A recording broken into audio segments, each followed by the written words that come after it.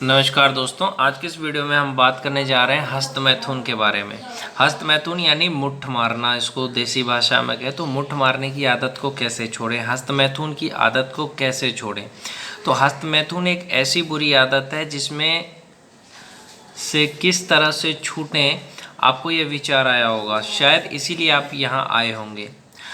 बहुत लोगों को ऐसा लगता है कि इसमें से कभी भी छूट नहीं सकते, पर ऐसा नहीं है। हमें जो इसमें से बाहर निकलना हो तो उसके लिए सच्ची समझ की ज़रूरत है, और वो मिल जाए तो पक्का इसमें से हम बाहर निकल सकते हैं। बहुत ही सुंदर भगवान ने इसके ऊपर बताया है कि इस आदत में से बाहर निकलने के लिए हमें इसके कारण, परिणाम और उपाय की समझ प्राप्त करनी बहुत ज़रूरी है। तो आइए सबसे पहले हम हस्तमैथुन के कारणों के बारे में चर्चा करते हैं। किसी भी चीज़ को रोकने के लिए सबसे पहले उसके कारण की जानकारी होना बहुत ज़रूरी है। उदाहरण के तौर पे घर में से पानी टपकता हो तो पहले ये जानना पड़ेगा कि पानी कहाँ से आ रहा है, किस तरह आ रहा है, फिर ही उसे हम बंद कर सकते हैं। यह जाने बगैर कि पानी खाली करने जाएंगे तो थक जाएंगे। हस्तमैथुन का कारण क्या है? यह मान्यता है कि हस्तमैथुन में आनंद है। तो ये मान्यता क्या है कि हस्तमैथुन में आनंद है। हस्तमैथुन का सबसे बड़ा कारण तो यह ही है कि इसमें सुख माना हुआ है, पर अगर सच में हस्तमैथुन से सुख होता तो फिर क्यों हस्तमैथुन के बाद आपको पछतावे का अनुभव होता है? जब आप हस्तमैथुन करते हो उसके बाद आपको पछतावे का अनुभव क्यों होता है? किस वजह से आप एकदम निर्बल और निस्तेज हो जाते हो? जब आप हस्तमैथुन करते हो उसके बाद आप निर्बल हो जाते हो, निस्तेज हो जाते हो, शरीर में ताकत नहीं रहता है कि आप उठ सको, आलस रहता है, जल्दी थक जाते हो। ऐसा क्यों होता है? क्या आपने कभी इस बारे में सोचा है? सच में अगर इसके बारे में विचार किया जाए तो भी समझ सकेंगे कि सचमुच इसमें सुख है ही नहीं। सिर्फ सामाजिक प्रभाव और काल्पनिक मान्यताओं के आधार पर मान लिया है कि सुख है। इसके आधार पे ही थोड़े समय के बाद मन फिर वहीं ले जाता है। तब हम मन को दृढ़ता से नहीं कह पाते हैं कि इसमें सुख नहीं है। हम एक नौकर की तरह मन रूपी सेठ के कहे अनुसार फिर से उसी कीचड़ में गिर जाते हैं। ऐसा ही होता है। आकर्षण या विषय विचारों में तन्मयाकार। हस्तमैथुन की तरफ ले जाने वाला दूसरा महत्व का कारण आकर्षण है। किसी स्त्री का विषयी फोटो, मतलब किसी औरत का गंदा फोटो, विषयी वीडियो या प्रत्यक्ष देखने से, अगर आपने किसी लड़की का बिकनी में फ़ोटो देख लिया, या आपने कोई वीडियो रील देख लिया, या अपने गंदी फिल्में देख ली, या प्रत्यक्ष रूप से किसी औरत को नंगा देख लिया, तो उसका ध्यान करने से क्या होता है कि आपको आकर्षण हो जाता है। आकर्षण में तन्मयाकार होने से विषय विचार आते हैं, और विचार आने से मन में एकदम विषय मंथन होता है। जैसा देखोगे वैसा ही विचार आएगा, और आकर्षण हुआ इसीलिए विचार आते हैं, और विषय मंथन होने से स्खलन होगा ही।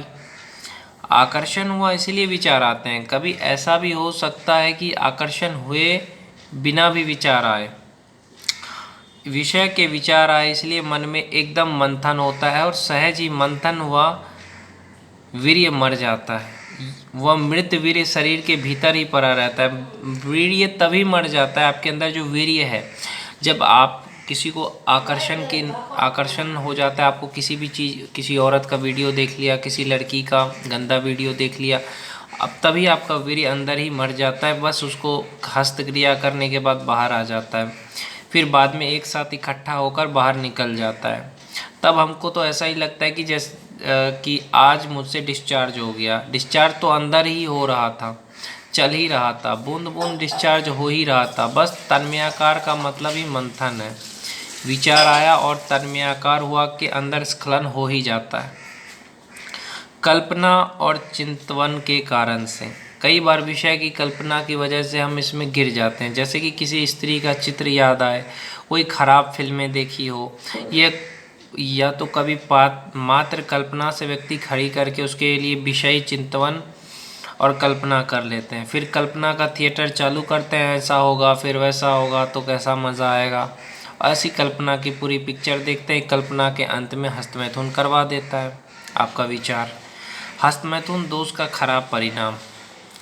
देखो, हस्तमैथुन के दोष के कारण शारीरिक और मानसिक नुकसान होता है। बहुत हस्तमैथुन करने से आसक्ति आ जाती है, क्योंकि आप जो कुछ खाते हो, पीते हो, सांस लेते हो, इन सभी का परिणाम होते होते उसका जिस तरह से दूध से दही बनता है, दही वह अंतिम परिणाम नहीं है।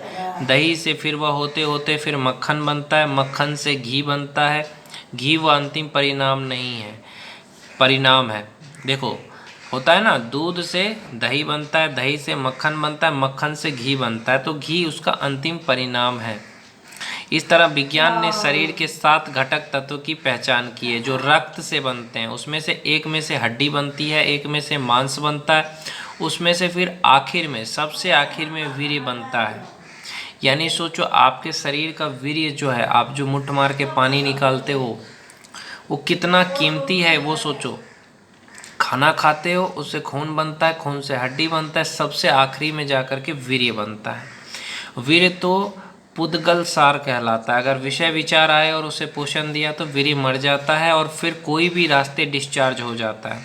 बहुत हस्तमैथुन होता रहे तो देह बल नहीं रहता है, पूरा मनोबल खत्म हो जाता है, बुद्धि बल भी खत्म हो जाता है, अहंकार भी ढीला पड़ जाता है। कुछ भी पढ़ोगे, पढ़ने में मन नहीं लगेगा, कुछ भी याद करने की कोशिश करोगे, याद नहीं होगा, शरीर कमज़ोर हो जाएगा। अंत में तो हस्तमैथुन से केवल दुख ही मिलता है ना। नियम ऐसा है कि शरीर में से जितना सुख लेने जाओगे वह उतना ही दुख दे करके जाएगा। जब कोई हस्तमैथुन करता है तब उसे माना वह क्षणिक सुख मिल गया ऐसा लगता है, पर वह होने के बाद तुरंत ही अंदर खेद और भोगवटा का अनुभव होता है। उसके अलावा हस्तमैथुन होने के बाद एकदम शक्तिहीन होने का अनुभव होता है, जो सचमुच में सुख है ही नहीं। और अगर हस्तमैथुन बहुत ज़्यादा प्रमाण में करने में आया तो ढेर सारे रोगों को निमंत्रण भी देता है। करोड़ों जीवों की हिंसा होती है और उसकी जोखिमदारी भी आती है। जिसको आंतरिक सुख होता है वह हस्तमैथुन करता ही नहीं है, या तो आंतरिक दुख के कारण हस्तमैथुन करता है। ज्ञानी की दृष्टि से देखें तो इसमें मात्र दुख ही है। एक बार के हस्तमैथुन में करोड़ों जीवों की हिंसा हो जाती है और यह सब जीव बैर बांधते हैं, पर क्षणिक सुख की मान्यता के आधार से ऐसे जोखिम समझ में ही नहीं आते हैं। कल्पना करना यह बड़ा जोखिम है। हस्तमैथुन के लिए कोई भी प्रकार की कल्पनाएं करते हैं वो आने वाले जन्म के बीच ही डालते हैं। जिन जिन लोगों के लिए कल्पनाएं की हो या तो फिर विषय ख्यालात किए हो, उनके साथ हमारा हिसाब बंद हो जाता है, फिर एक जन्म उनके साथ निकालना पड़ता है। इसलिए बहुत बड़ा जोखिम है। अब हस्तमैथुन के दोष से निकलने का क्या क्या उपाय है? तो हस्तमैथुन को प्रेरित करती चीज़ों से दूर रहिए। सबसे पहले तो विषय को उत्तेजित करने वाले साधन जैसे कि खराब फिल्में, खराब फ़ोटो और कुसंग से दूर रहना चाहिए, जिससे जल्द से जल्द बाहर निकलें। गंदा फ़ोटो, गंदा वीडियो ये सब ना देखें। हस्तमैथुन का विचार उठते ही तुरंत उखाड़ के फेंक दें। जैसे ही हस्तमैथुन का विचार आए तो उसे तुरंत उखाड़ कर फेंक देना चाहिए। जरा भी आकर्षण हुआ वहाँ विरोध दिखाना चाहिए और बहुत माफ़ी मांगना चाहिए। ऐसी भूल को एक बार के लिए अहंकार करके भी ख़त्म कर देना चाहिए कि ऐसा करना ही नहीं है। कल्पना के लिंक को तोड़िए। विषय विकारी कल्पना चालू हो जाए तब अगर जो शुरुआत की स्टेज में ही उसकी लिंक तोड़ दी जाए तो फिर कल्पना का थिएटर आगे नहीं बढ़ता। मन को डाइवर्ट करो। जब हस्तमैथुन की इच्छा उत्पन्न हो तब मन को दूसरे काम में या कोई पसंद की प्रवृत्ति या वस्तु में डाइवर्ट कर देना, जिससे कि उसकी इच्छा को टाला जा सके। एकांत को टालिए। हस्तमैथुन से बाहर निकलने के लिए जिस वक्त उसका विचार आए तब परिस्थिति बदल डालना या एकांत टालना अति आवश्यक है। इस तरह हस्तमैथुन करने के विचार रुक जाएंगे। दृढ़ निश्चय करो। हस्तमैथुन से निकलना हो तो पक्का यानी कि दृढ़ निश्चय होना जरूरी है। भले ही एक दो बार भूल हो जाए, पर जो आपका निश्चय अटूट हो तो परिस्थिति भी आपकी मदद करेगी और धीरे धीरे इसमें से आप बाहर आ जाओ, निकल जाओगे। माफ़ी मांगना दोषों की। हस्तमैथुन के कारण हुई जीव हिंसा के लिए और जिस व्यक्ति के लिए कल्पना करके हस्तमैथुन किया उसके अंदर बैठे हुए भगवान के पास सच्चे दिल से माफ़ी मांगनी और फिर ऐसे कभी भी ना हो ऐसा दृढ़ निश्चय करना चाहिए। मांगना शक्ति भगवान के पास। हस्तमैथुन के दोष अगर होते रहते हो तो उसके सामने सच्चे दिल से भगवान को याद करके उनके पास शक्तियाँ मांग सकते हैं कि हे भगवान, मैं निश्चय मजबूत करता हूँ, मुझे निश्चय मजबूत करने की शक्ति दीजिए। भगवान ने इसके लिए एक प्रार्थना दी है जो हर दिन करने से इस भूल से बाहर आप निकल सकते हो कि हे भगवान, मुझे किसी भी देहधारी जीवात्मा के प्रति, स्त्री पुरुष या नपुंसक कोई भी लिंगधारी हो, तो उसके संबंध में किंचित मात्र भी विषय विकार संबंधी दोष, इच्छाएं, चेष्टाएं या विचार संबंधी दोष न किए जाएं, न करवाए जाए या कर्ता के प्रति अनुमोदना न की जाए। ऐसी परम शक्ति दीजिए, मुझे निरंतर निर्विकार रहने की परम शक्ति दीजिए। आत्म सुख के सामने सब सुख लगे फीका। विषय के सुख की भ्रामक मान्यता सामाजिक प्रभाव से मजबूत होती है। अगर आत्मज्ञान मिल जाए तो फिर इन विषय सुखों की ज़रूरत ही नहीं रहती है। जैसे जलेबी खाने के बाद चाय फीकी लगती है, उसी तरह से ज्ञानियों ने, तीर्थकारों ने इस जगत को जो आत्मा सुख चखाया है उसके सामने विषय सुख बेस्वाद ही लगते हैं। इसलिए एक बार जो आत्मा के सुख का अनुभव हो जाए तो फिर इस विषय के सुख को इच्छा रहेगा ही नहीं। तो भैया, इच्छाओं पे काबू करिए।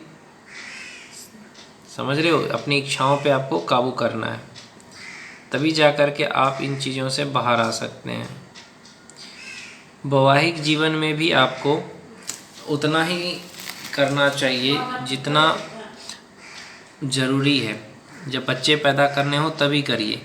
मज़े के लिए सेक्स मत करिए, मज़े के लिए अपने शरीर की ताकत बर्बाद मत करिए।